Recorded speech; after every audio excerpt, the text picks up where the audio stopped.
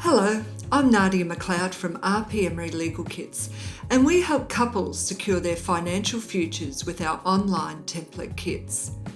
Getting married? Thinking about a prenup?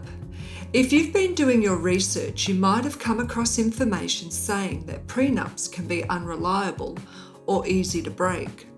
Is this true? Whilst it is true that a court can set a prenup or financial agreement aside under certain circumstances, it really doesn't happen very often. So let me explain what it means to set an agreement aside and the circumstances in which it can occur. When an agreement is set aside, it essentially means that it has been cancelled by the court and is no longer valid. The court cannot do this unless it has a very good reason to do so, and these reasons are described in the Family Law Act.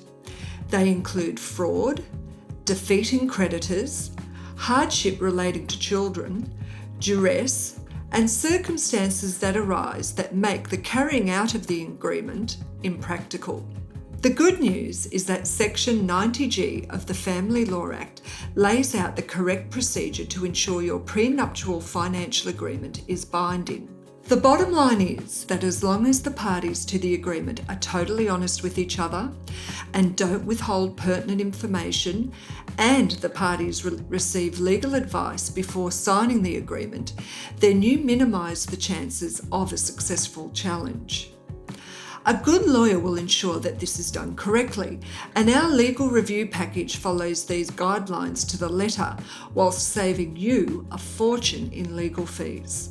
To learn more about the reasons why the court may set aside a financial agreement, check out our blog article by following the links below.